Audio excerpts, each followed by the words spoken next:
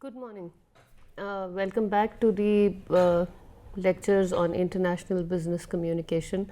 We've dealt with several issues here. We have talked about what international business communication is. We've talked about a little bit about competence in international business communication. And the last few lectures we discussed the specific problems that can arise in intercultural communication specifically.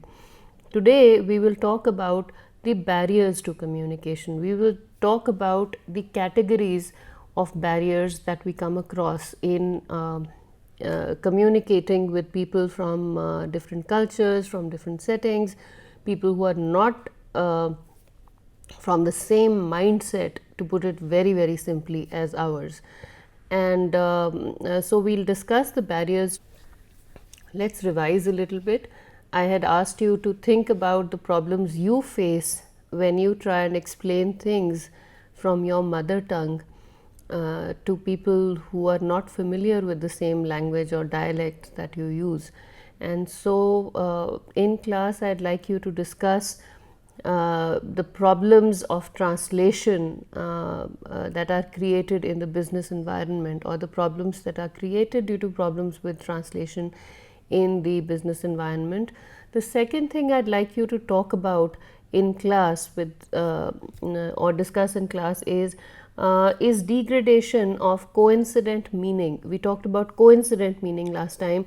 I would like you to talk about whether degradation of coincident meaning is specific to interlingual translation. Interlingual translation means translation across languages. So when we talk about translation, are we specifically referring to translation across languages, or are we talking about something much more overarching than that?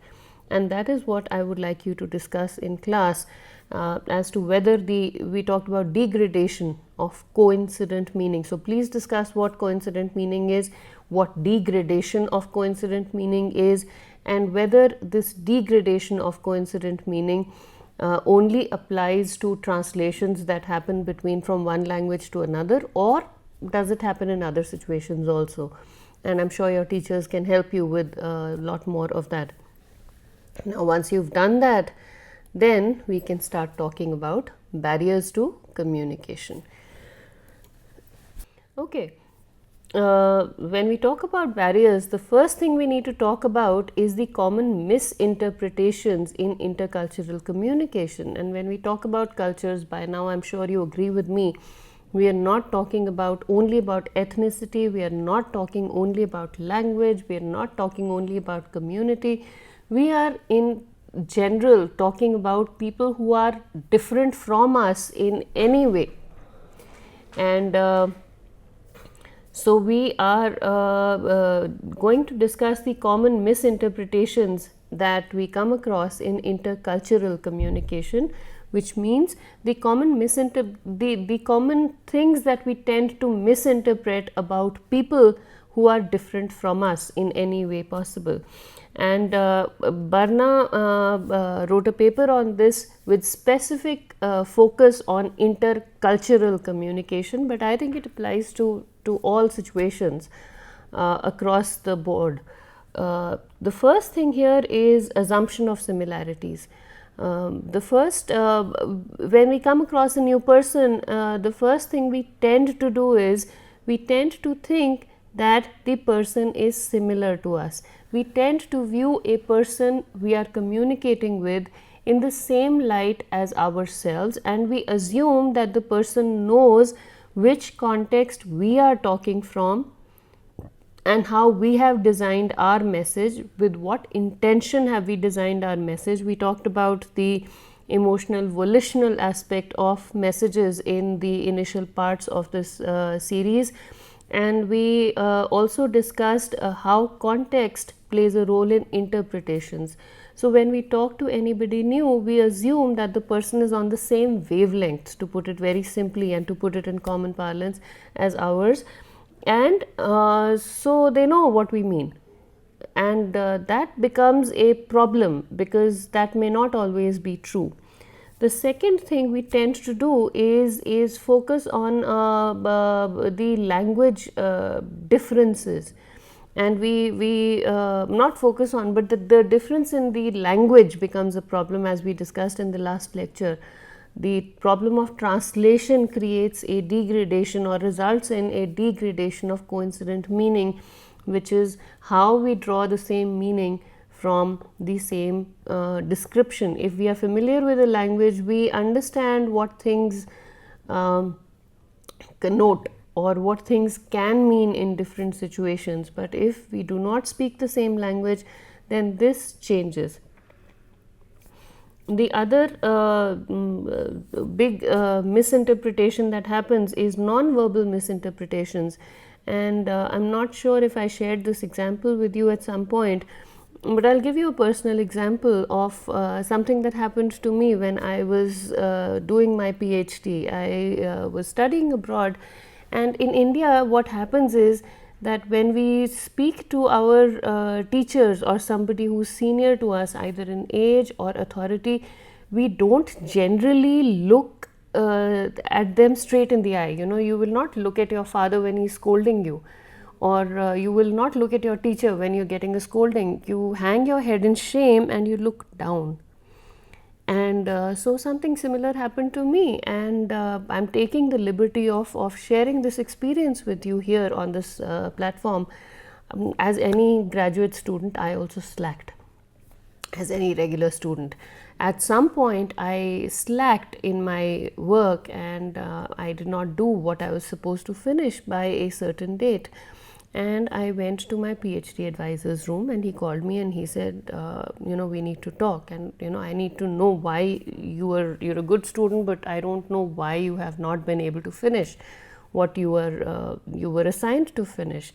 And I'm sure if Dr. Dance is viewing this lecture, he would remember that incident. So I hung my head in shame, and Dr. Dance was standing there, and he was scolding me, and he kept getting more and more irritated because I was not looking straight at him. And then suddenly he said, he got really upset, and he said, "Aradhana, are you listening to me? Why aren't you listening to me? What is happening with you?" And I looked at him, and I had tears in my eyes, and he said, "What did I just say?"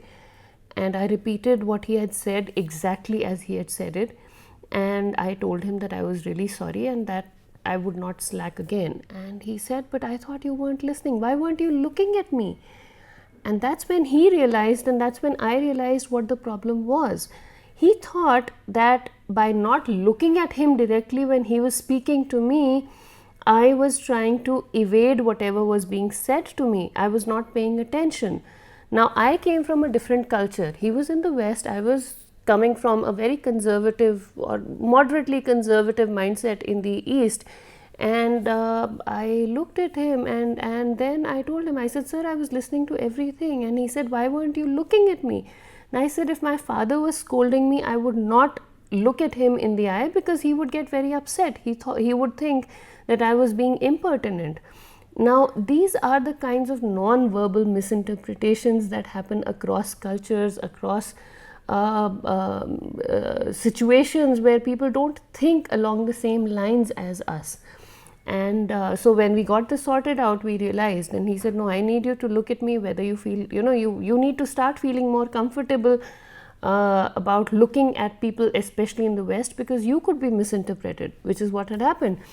So, and I'm sure you faced similar situations in your own personal lives and professional lives also, where you did not intend to come across as rude or insensitive or impertinent or aggressive, but something that you did non-verbally was misinterpreted in that manner.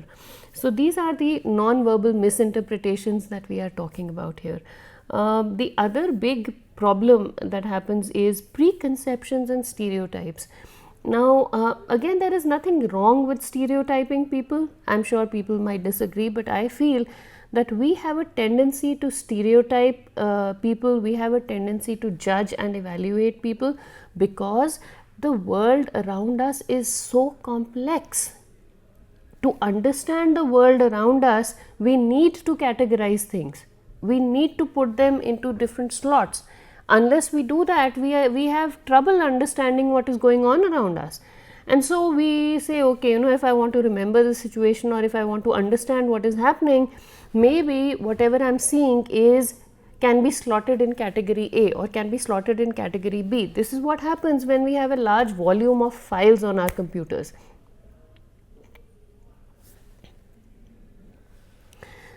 Excuse me. So this is what happens is we tend to take these large volumes of files, and then when we start going through the files on our computers and we start looking at the files, even if they don't fit into particular categories, we put them into different folders. We create different folders on our hard drive, and we start putting these files into folders even if they fit in somehow, so that we can organize and we can sort of make sense of the mess around us. We attach tags to them, or the computer picks up on some tags that are in those files, and when we want to search them, that's how the computer goes. It goes from one tag to another and pulls out everything that has that word or whatever description we provide on it. The same thing happens when we try and understand the world around us. How do we retrieve things from our memory? We attach some tags. Subconsciously, we attach these tags to everything that is happening around us, and we say, okay, this is similar to something I saw or heard in the past. This is similar to, so this can be clubbed as X and this can be clubbed as Y.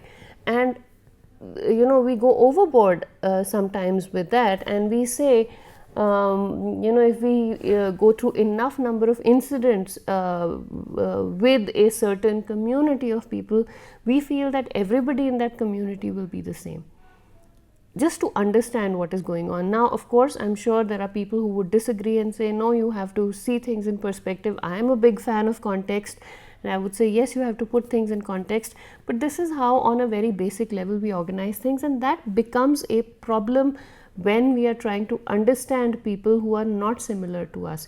So even though we may need to categorize some situations, we also need to realize that situations are contextual, and every person, every event is unique in its own place.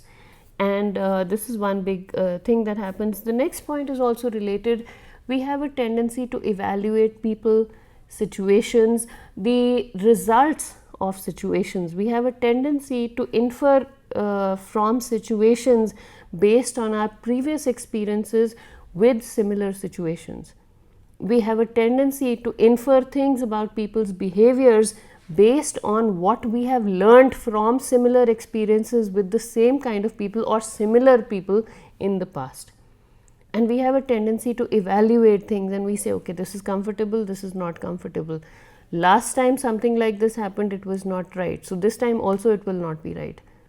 And then we in our hurry to get through a situation, in our haste to understand a situation fully, we categorize things, we evaluate things, and we look at whatever we had, the inference we had drawn from the same situation or the behavior of similar people in the past, and we tend to evaluate these behaviors along the same lines.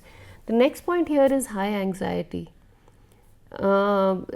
If we are worried about how a situation will pan out, if we are worried about how people will respond to us, we have a tendency to misinterpret situations, because that anxiety prevents us from seeing things in context.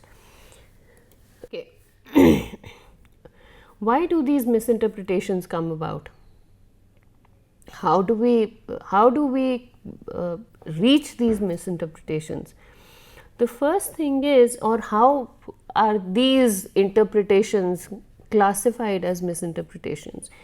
The reason we add the word mis to the interpretations is, one, we can never know the state of mind of other people. We cannot gauge the exact context of the sender of any message that is coming to us.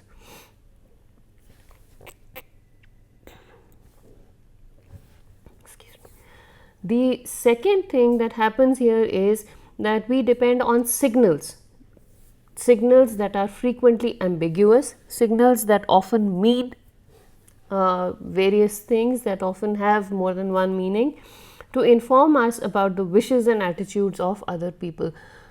How do we come to know whether people are thinking along the same lines as us or not? How do we come to know whether people are understanding or people are on the same wavelength as us? We come to know this through the signals they send us, through some non-verbal behavior, through some verbal, some words that they use. For example, the example that I just gave you about Dr. Dance misinterpreting my behavior as impertinent when I was really trying to be respectful to a person who was, almost 50 years my senior, and who was almost or probably more than the age of my father, and was my PhD advisor, so really high up in the level of hierarchy. So it was a signal. My not looking at him or my eyes on the floor were a signal to him, and based on the past experiences he had with other students, may not be with Indian students, but with other Western students across his teaching career, he assumed that I was being impertinent. He tagged the signal he got from that situation, and he made to his past experiences. So the signal of a student who had not finished her work on time, not looking at him in the eye because she was wrong, came across to him as was tagged with something that he had seen in the past, and that signal informed him based on his past experiences. I am repeating this because this is really important. This is an ambiguous signal. He thought it was an exact signal, but in reality it was an ambiguous signal, and it informed him about what I was possibly imagining, what I possibly wanted, and what kind of attitude I had. And so he assumed that since in the past many students who had done engaged in similar behavior had been impertinent or had not paid attention to their work even after they had been scolded, he assumed that I would do the same thing. So it informed him about my wish, about my attitude. I did not wish to be serious in my work. My attitude was that of impertinence. And this is how we come to know about the signals coming to us from the environment. And we depend on these signals. The next point here is we use our own coding system to decipher these signals. We have our own connections in our minds. We make our own connections with different things in our minds, and we use this coding system. We have our own tags. When we arrange the files on our computer, we arrange them based on our own understanding of what should go into the files. Nobody comes and tells us that this should be filed here and that should be filed there. So we have our own coding system. Every single human being on this earth has his or her own coding system to tag these signals and to understand them and to understand their dimensions. The way we decode the signals we receive depends on our own state of mind at the time and may be biased. Let's go back to this personal example that I shared with you. Dr. Dance was upset that a student who he thought had been serious had slacked in her work. So it was his own state of mind. He was irritated, he was angry, he was very upset that his effort in advising me had possibly gone waste. He was already angry, and then I come in and exhibit a behavior that he has always associated with impertinence and rudeness and lack of sincerity. So it is like adding fuel to the fire. So his own state of mind was negative at that point of time. He was upset. When I say negative, he was upset, genuinely upset. Any teacher would be. And to add to that upset state of mind, he sees something else that upsets him even further. And that is so his reaction, which in other cases may not have been the same, was in a way a little more intense than it would have been because of his upset state of mind, because this upsetting, too many upsetting signals were coming to him, and so it was biased. So this happens with us. The way we decode our signals depends on our state of mind. If we are really happy, something nasty happens, we let it slide by. Why? Because we don't want to spoil our mood, as we say in regular terminology. And but if we are upset and something upsetting happens, and you say this is the last straw on the camel's back, which means this is as much stress as I can handle, and you give me any more stress and I will really lose my temper. So this is what this is about, and this is how these misinterpretations come about. Okay, we quickly will go over the sources of difference that we had talked about at some point, various points on which we can differ from other people. And now we come to the actual thing that we are going to talk about, which is barriers to communication. So all these things, the differences we have from people, the physical situation, the context, the mindsets of people, everything can become a stumbling block or a barrier in the accurate interpretation of our messages by the receiver of our messages. Now these stumbling blocks or barriers or speed bumps can be classified as follows. The first one we'll talk about here is physical barriers. And when we talk about physical barriers, we are essentially talking about the physical things that prevent us from listening to, or from hearing, or from receiving the message. So when it's a paper message, it could be the bad quality of printing. When it is an audio message, maybe the sound is too low, or the words are garbled, or the signal is not clear. So those are the physical barriers. Or the person is differently abled in a way and cannot see or hear things properly. So that can be a physical barrier. The other barrier here is the psychological barriers, and these could be attitudinal barriers. The first one here is attitudinal barriers, which leads to a problem with perception, perceptual barriers, which include preconceptions, as we talked about earlier. Stereotyped preconceptions are things that we assume ahead of time, or we sort of we preconceive, which means we decide about another person before we actually have had a chance to know them as well as we should. Stereotypes are, we put them into different categories, different assumptions about what people may mean after they start talking, and our assumptions about where they are coming from, what their intentions are, and associations regarding these people that we are talking to, what we associate them with, good, bad, sincere, insincere, honest, untruthful, stuff like that. The other psychological barrier here is the emotional barriers that we have. Our own emotions prevent us from seeing things in the right context, from understanding them in the right context. Another one here is tendency to evaluate. We just discussed that. And we have personality differences. Introverts and extroverts are one example of different personalities. We have aggressive and we have calm people.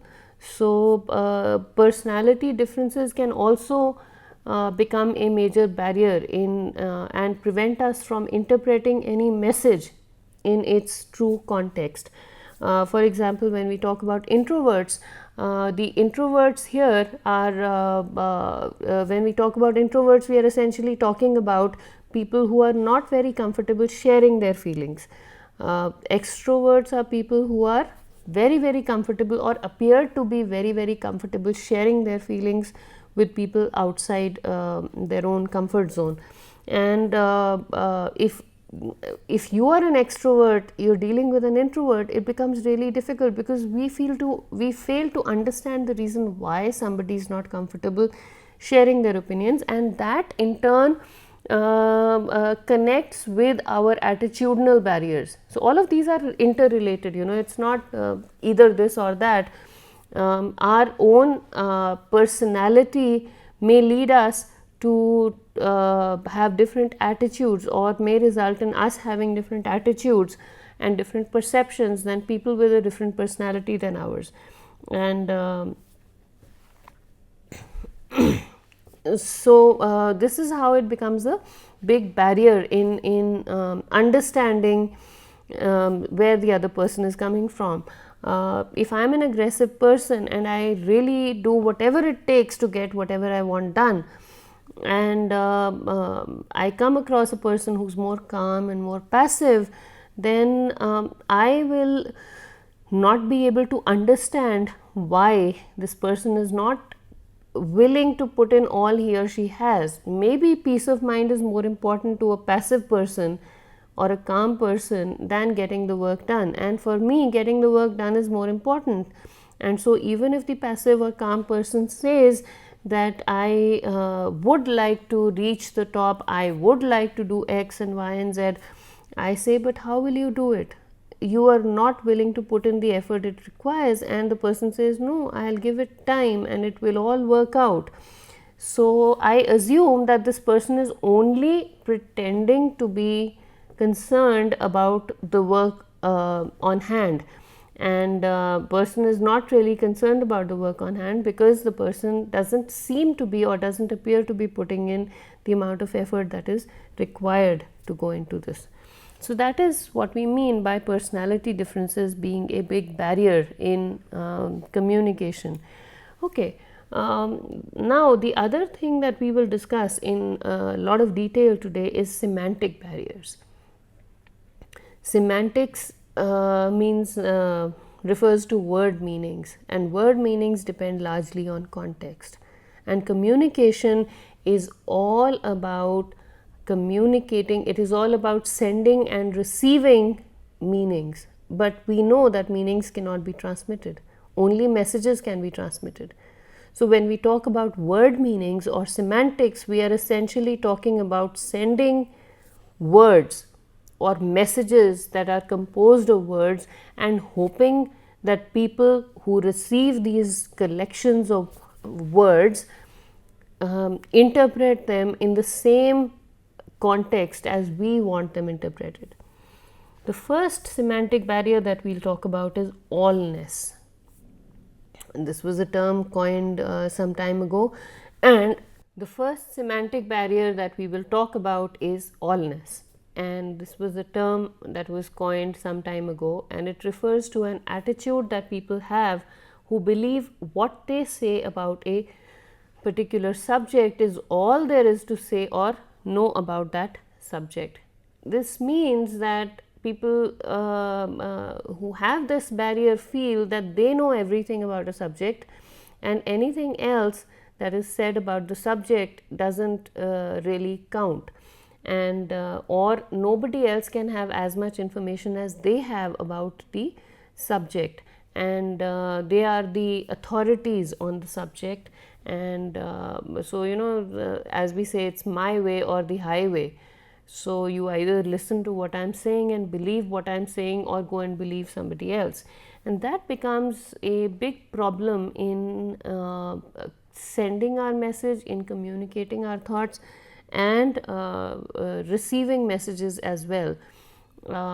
This usually translates into superior subordinate problems in superior subordinate communication, problems in communication among people who belong to different expert teams.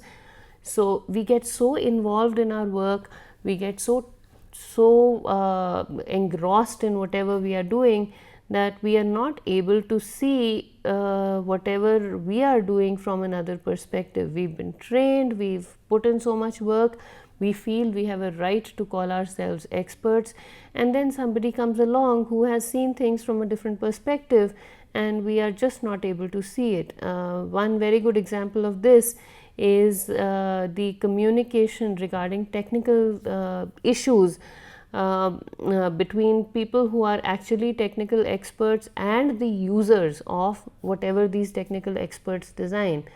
The users see things in a very different light, and then there are researchers that evaluate or analyze or study the social impact of these new technological developments.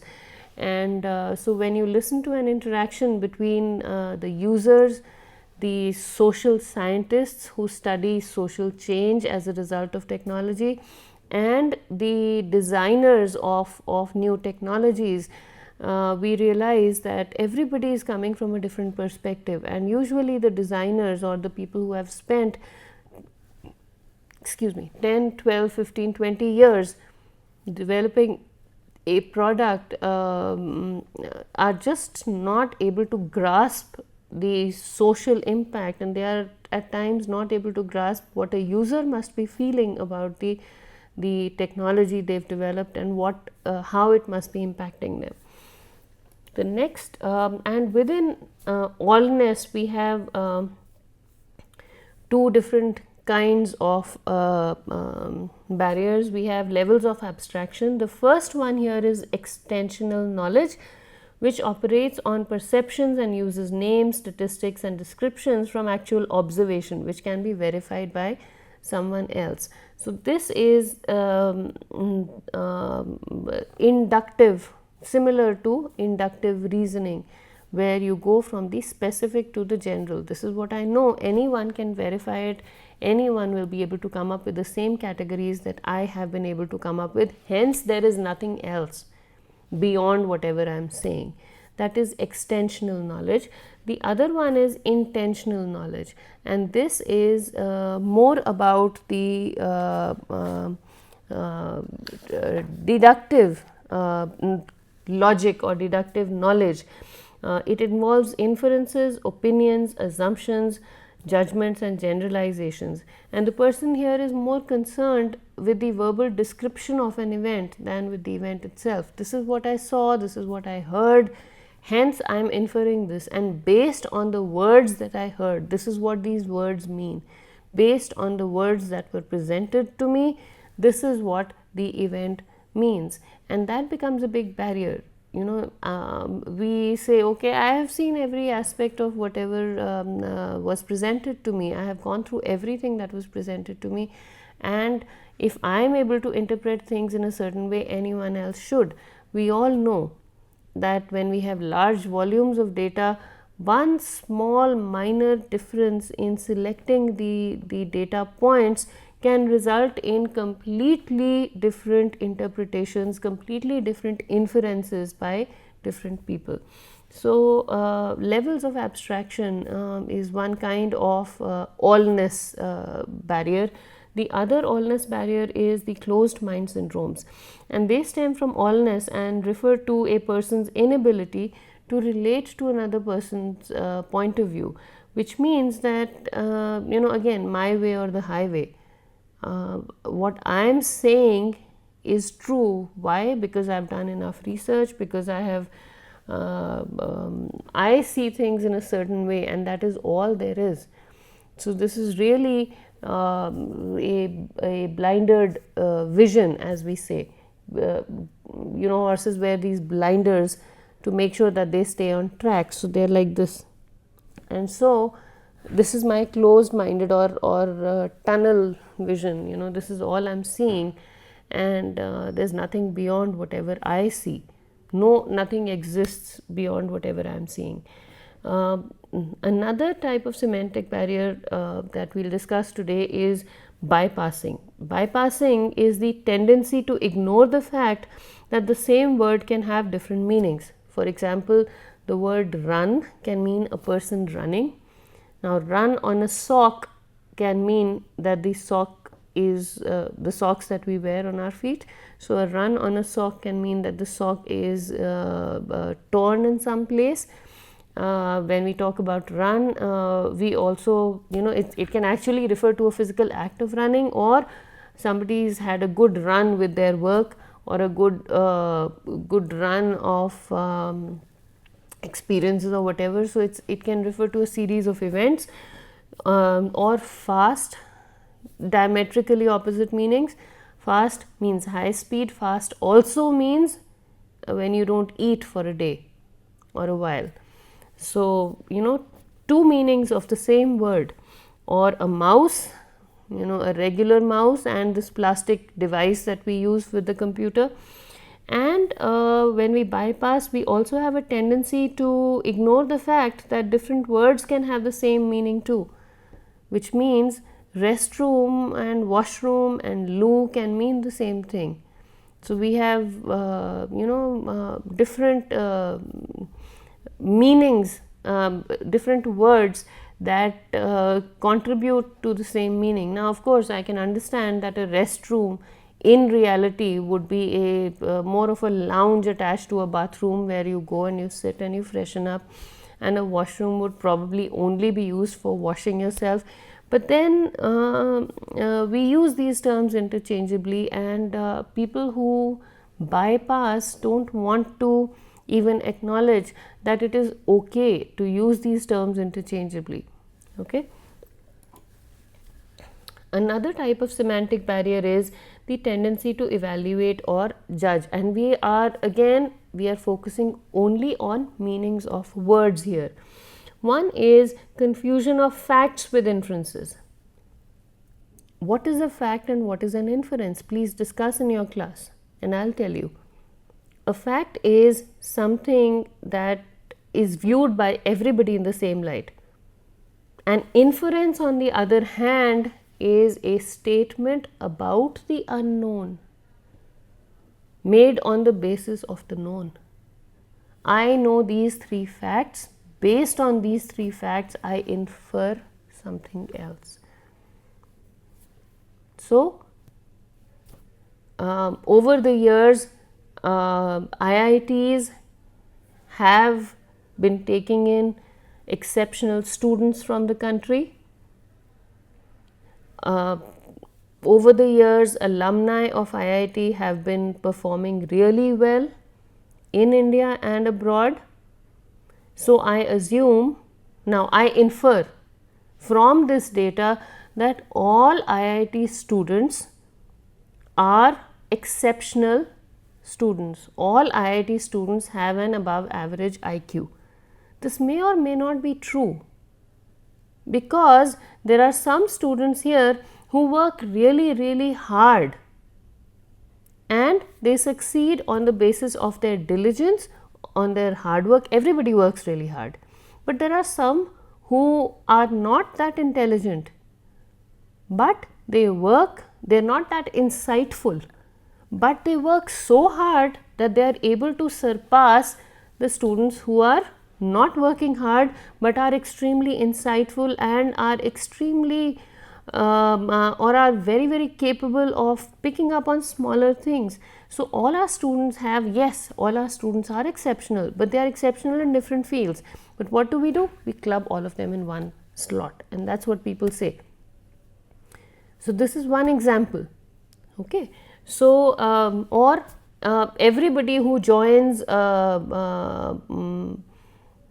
an organization like Google is extremely creative. Now, we don't know that for a fact. Yes, Google encourages creativity amongst its employees. Yes, Google has had a reputation for providing a very comfortable working environment for its employees. But it's possible that there are some employees in Google who may not be that creative, or who may not feel that comfortable with the environment that has been provided to them. Okay. The other semantic barrier that we'll talk about today is polarization, which is either or thinking or judging people and events in terms of black and white. For example, all employees are either efficient or inefficient, or all employees are either fiercely loyal or disloyal to the organization, etc. So, if an employee is not loyal and is not constantly championing the cause of the organization, that means that the employee has tie-ups with competitor organizations. So, we just slot people into either one or two extremes of a continuum. So, either a person is good or bad, there is no middle ground, and this is called polarization, and we tend to evaluate people, and we tend to use absolute words for these things. Bias and prejudice, again we talked about this. We stereotype people based on the descriptions that we receive about people. We are biased against certain types of people, so that is stereotyping. Frozen evaluations are judgments set in concrete. For example, an employee who was found to be disloyal 5 years ago is still working against the organization, or an employee who was not able to meet the targets last month will never be able to meet the targets ever in his or her life.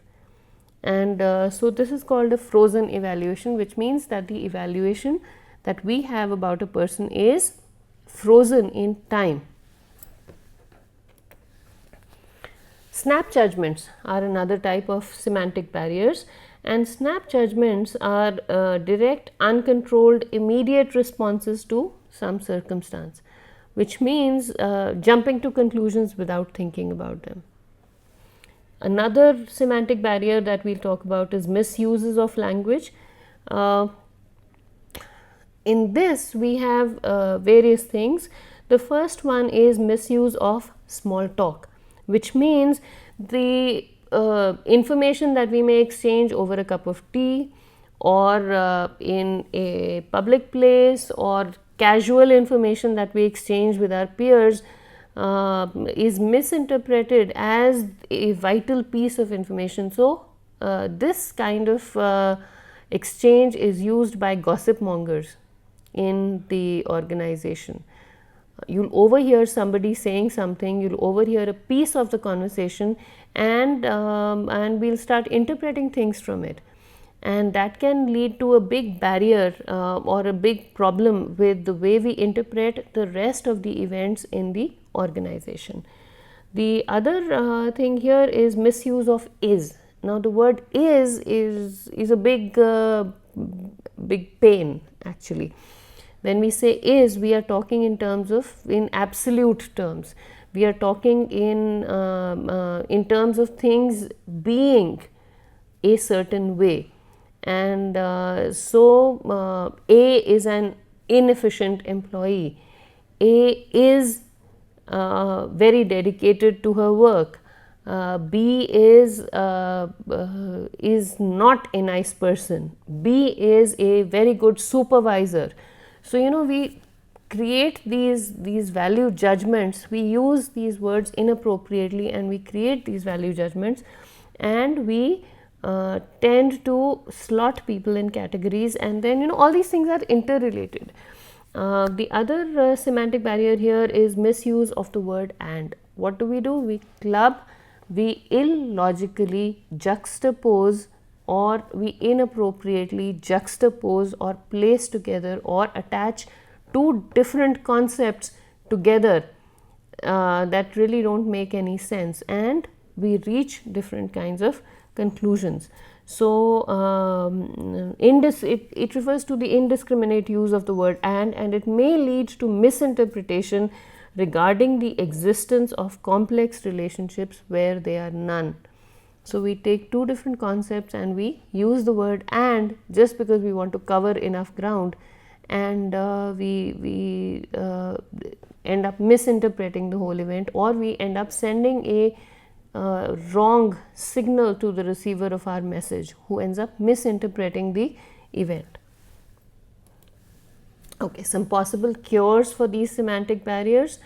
The first one is allness. So, when we first barrier that we just discussed is allness, and some ways in which we can prevent this, or we can get over this, is by indexing whatever we come across appropriately. The other cure here is that we ask when did the event take place. So, you know, or what is our frame of reference. We index, we define the boundaries. I am talking about, I am not talking about all students, I am talking about student A, B, C and D, and I am talking about students A, B, C and D from the 1972 batch, for example. Okay. So, we create boundaries, we define the context. Instead of saying all students were able to make a name for themselves. We say students A, B, C and D from 1972 batch became good entrepreneurs, or student A from 1961, student B from 1963, student C from 1965, student D from 1973 ended up setting up their own entrepreneurial ventures, which led to student E from 1965 and student F from 1985 joining them and diversifying these ventures. So we have indexed, instead of saying all students are entrepreneurs, we say that these specific students became good entrepreneurs in these years. Then we use the word etc. Now, when we are trying to be absolute or exact, we avoid the use of the word etc., which is commonly written as etc. dot. It's not etc., it's etc. And so that is one. We use quotations. We classify things, we refer to things within their context. We also need to be aware of self-reflexiveness, which means we need to think back and we need to evaluate our own assumptions and then classify whatever we are trying to say accordingly. We try and avoid labeling. We try and avoid slotting people and situations into categories. We also want to keep in mind that the word is not the actual thing, and no word can completely describe the actual thing. And why is this? There is something that we have talked about in the very beginning of the series. We talked about messages being in words. The meanings cannot be transmitted. Only messages can be transmitted. The meanings are in people. The messages are in words used by the same people. But the meanings come from the people who are using those words. So, I may be using a word that is inappropriate. If I use an absolute word, I may not be doing justice to the actual description of the event.